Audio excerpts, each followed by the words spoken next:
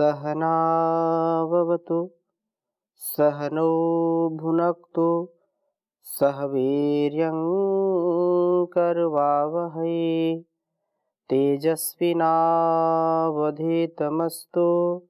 मा विद्विषावहै। ओम शांति शांति शांति। वैदिक जीवन पद्धति की इस कक्षा में आप सभी का हार्दिक स्वागत है, अभिनंदन है।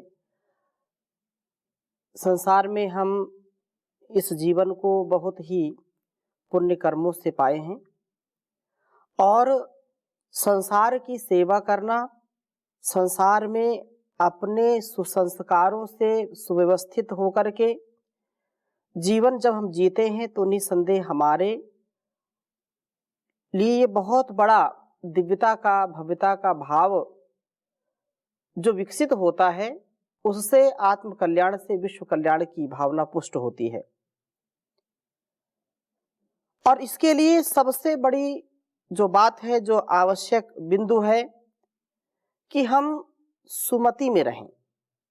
सुमति की प्राप्ति कैसे हो, वह परमपिता परमेश्वर की कृपा से ही प्राप्त होती है। ईश उपासना से प्राप्त होती है सुमति। कुमति से हम बचें, सुमति की ओर चलें।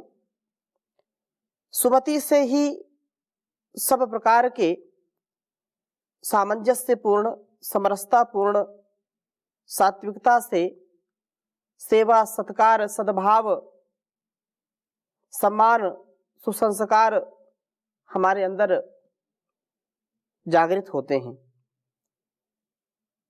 ऋग्वेद के चतुर्थ मंडल का हम स्वाध्याय कर रहे हैं और चतुर्थ मंडल के 23वें सूक्त का पहला मंत्र हमने पढ़ लिया था, जो पवित्र अन्न और पवित्र धन का उपदेश देता है हमको कि हम बहुत ही पवित्र अन्न, सात्विक अन्न का सेवन करें तथा धन भी धर्म पूर्वक कमाएं। धनार्जन भी हमारा धर्म पूर्वक होना चाहिए। तो आइए दूसरे मंत्र का स्वाध्याय करते हैं। प्रथम मंत्र को मैं लिखता हूं, फिर चर्चा करूंगा। ओम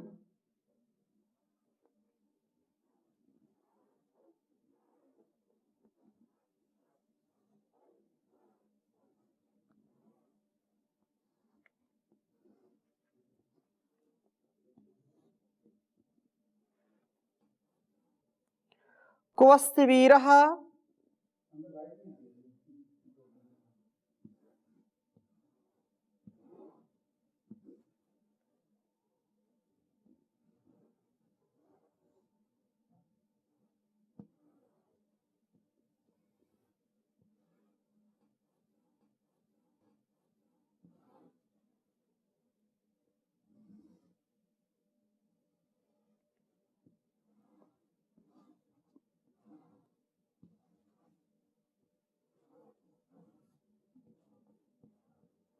कुवस्य वीरः सधमाद आपः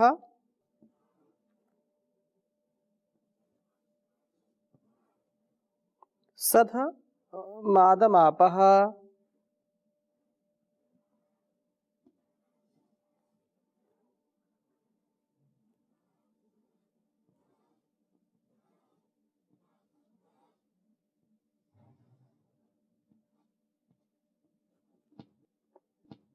समानंच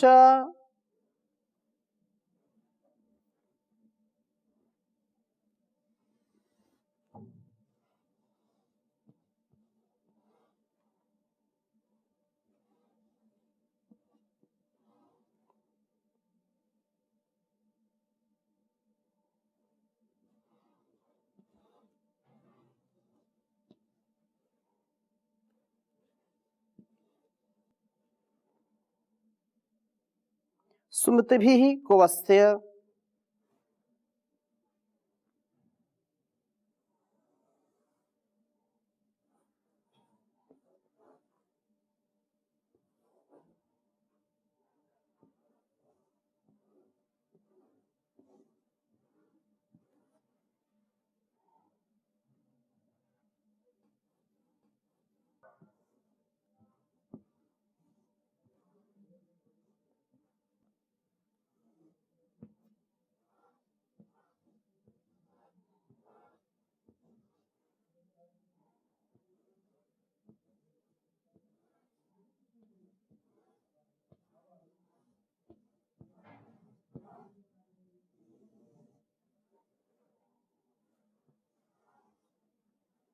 कुवस्य कदस्य चित्रम चिकते कदूति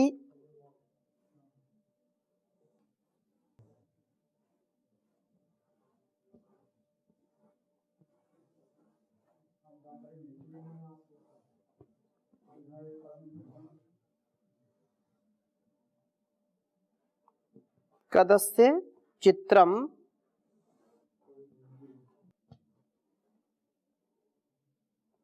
चिकते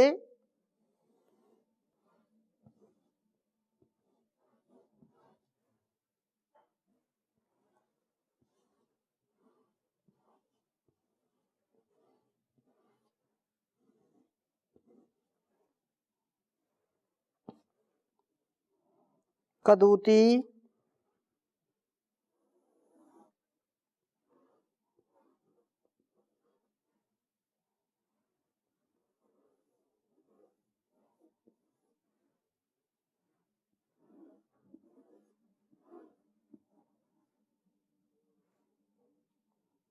वृद्धे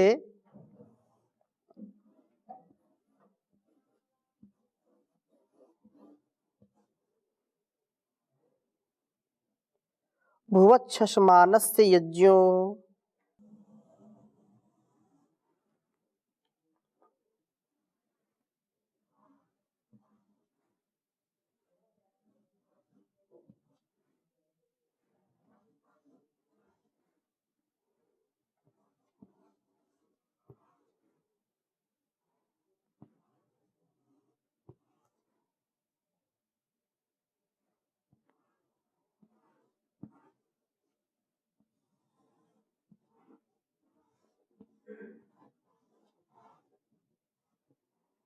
छशमानस्य यज्ञोः।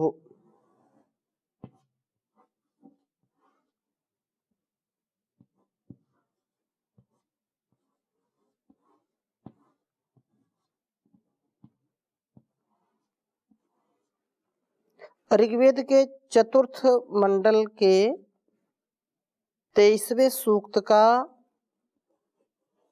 यह दूसरा मंत्र है। ओम कुवस्य वीरः सदमादमापा समानंसा सुमतिभिः कुवस्य कदस्य चित्रम चिकते कदूति वृधे भुवच्छमानस्य यज्ञोः। ओम कुवस्य वीरः सदमादमापा समानंसा सुमतिभिः कुवस्य कदस्य चित्रम चिकते कदूति वृधे भुवच्छमानस्य यज्ञोः। सुमति की प्राप्ति के संदर्भ में बहुत सुंदर चर्चा की है। कहा अर्थात कोई एक वीरः काम क्रोध आदि शत्रुओं का जो विनाशक है, जो धीर वीर गंभीर है, जो अपने अंदर की न्यूनताओं को, अपने अंदर के जो कलुषित भाव हैं, जो कुविचार हैं, उनका जो विनाशक है, जो वीर है। अस्य इस प्रभु के सधमादम संपर्क के आनंद को आपह अर्थात आप अर्थात प्राप्त होता है।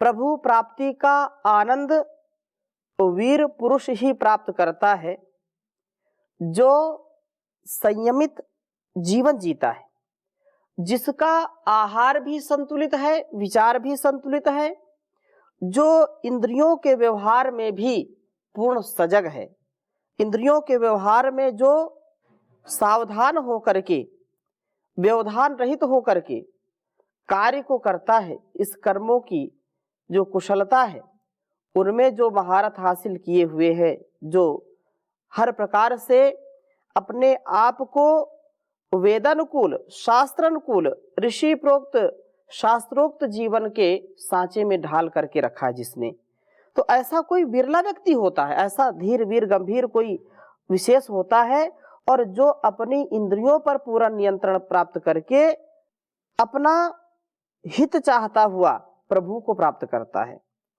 सधमादम संपर्क के आनंद को प्राप्त करता है, अर्थात प्रभु की जो भक्ति है वही हमारे लिए आनंददायक, वही हमारे लिए मोक्षदायक है।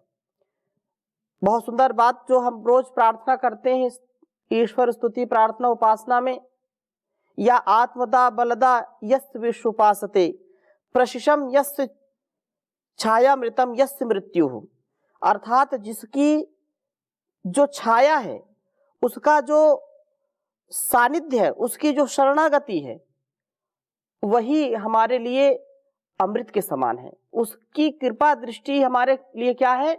अमृत के समान है, आनंद से युक्त करने वाली है। और उसकी आज्ञा का पालन न करना, अर्थात वेदानुकूल आचरण न करना, वेद के बताए हुए मार्ग का आलंबन न लेते हुए वेद विरुद्ध आचरण करना ही मृत्यु आदि दुखों का कारण है। मृत्यु तो आती सबको है, लेकिन जो बार बार मरते हैं, बार बार अपने अंतःकरण, अपनी आत्मा की जो भावना है, जो अंतःकरण की प्रेरणा है, उसको जब हम भूल जाते हैं तो निसंदेह हमारा जीवन अत्यंत कष्टकारी हो जाता है। जो हमारे लिए जीवन को हम अच्छा जीना चाहते हैं, उसके लिए हम क्या कर रहे हैं, उसका परिणाम क्या हो रहा है, उसके प्रति जब हम जागरूक नहीं होंगे, जब तक हमको किसी भी कार्य की प्रतिपुष्टि हमको नहीं प्राप्त होगी, तब तक कैसे कार्य होगा। इसलिए यह बहुत सुंदर बात है कि जो व्यक्ति उस प्रभु की आज्ञा का पालन करते हैं, उसकी दी हुई प्रेरणाओं का सम्मान करते हैं और वैसा जीवन जीते हैं, वे वास्तव में सुमति से युक्त होते हैं। इसलिए वहां कहा कि असुर्या नाम ते लोका अंधेन तमसावृता तांस्ते प्रेत्यापि गच्छन्ति ये केचा आत्मनो जना। वे लोग जो अपने आत्मानुकूल आचरण नहीं करते हैं, वे जो अपने अंदर उस प्रभु उस परमात्मा के द्वारा दी गई प्रेरणाओं का सम्मान नहीं करते, उसका तिरस्कार कर देते हैं, उसका सत्कार नहीं करते, वे जीते जी मर जाते हैं और मर करके कष्ट को भोगते हैं, आसुरी लोक को प्राप्त करते हैं, अंधकार से युक्त, अज्ञान से युक्त, अभाव से युक्त, जहां पर सद्भाव नहीं है, जहां पर अभाव है, जहां पर हर प्रकार का अज्ञान है, अविद्या है, अंधकार है, ऐसे लोगों को प्राप्त हो जाते हैं।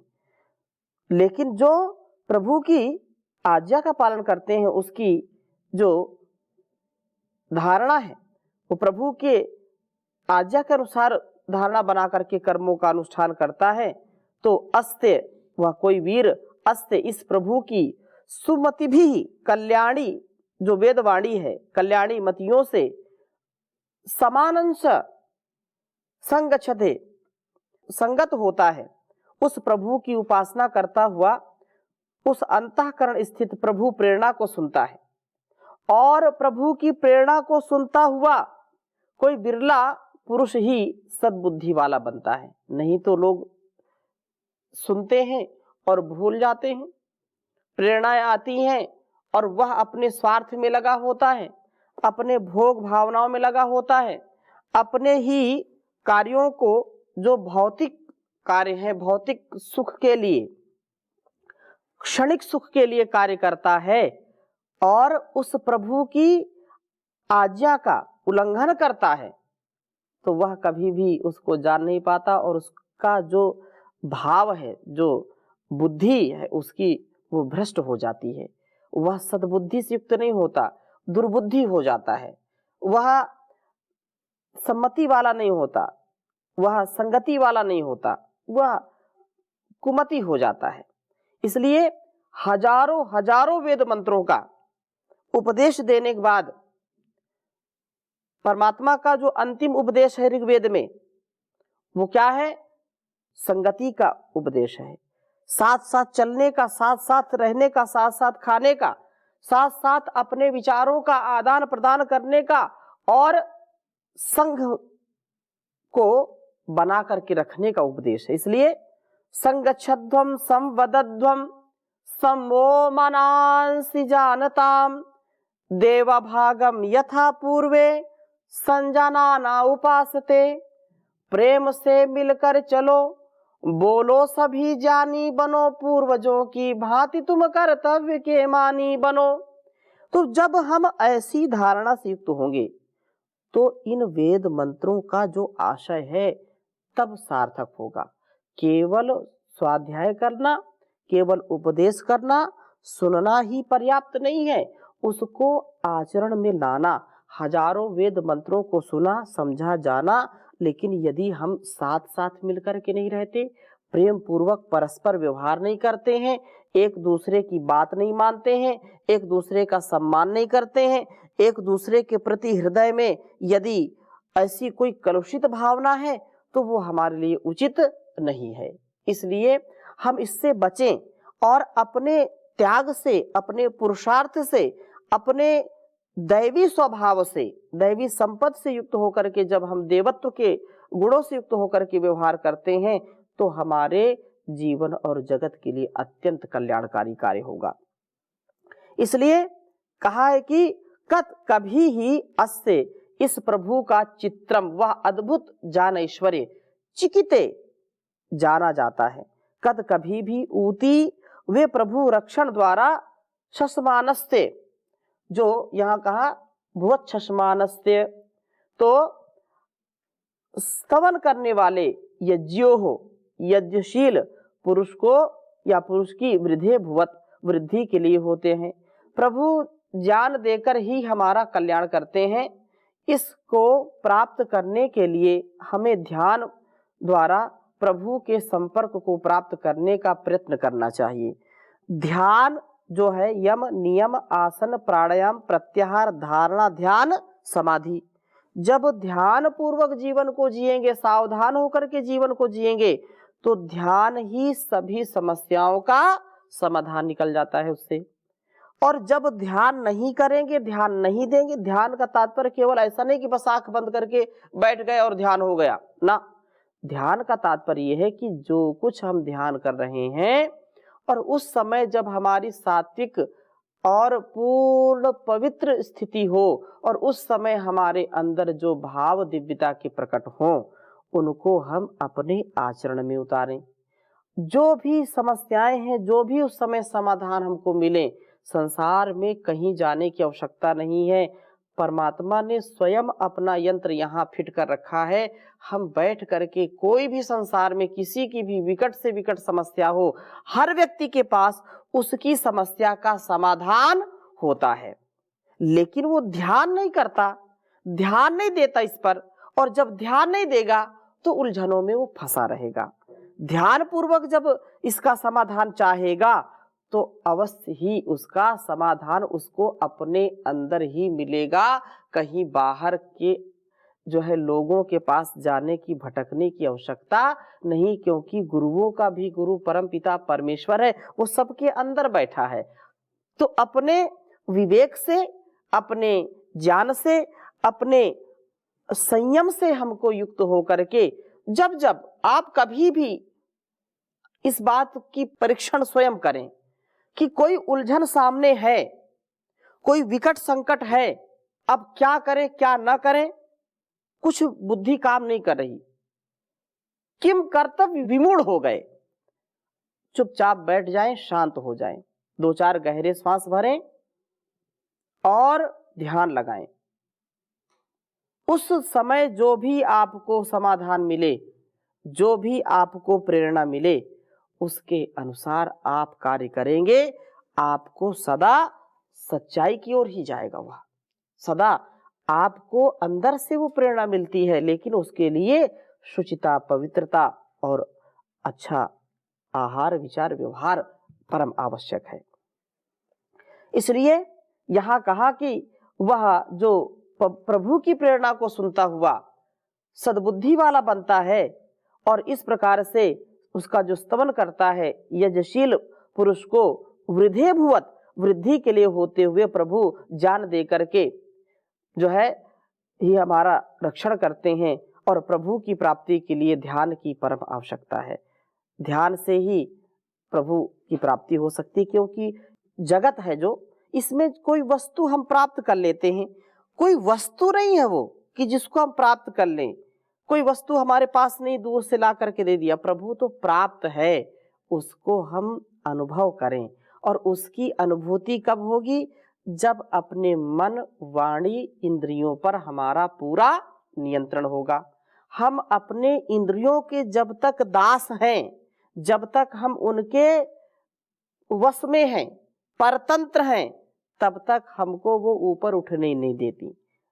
काम, क्रोध, लोभ और रूप, रस, गंध, शब्द, स्पर्श, इसी में बार बार मन जाता रहता है और बार बार इसमें हम फंसते रहते हैं।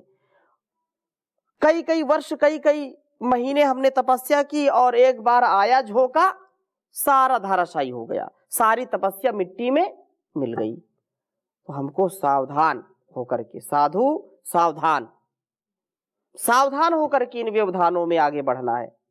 तो हम वीर बने, धीर गंभीर बने, ध्यान के द्वारा प्रभु के संपर्क का आनंद अनुभव करें। हमें प्रभु से कल्याणी मति वह ज्ञान प्राप्त होगा, यह ज्ञान हमारा रक्षक होगा, क्योंकि इसके बिना हमारा कल्याण हो ही नहीं सकता है।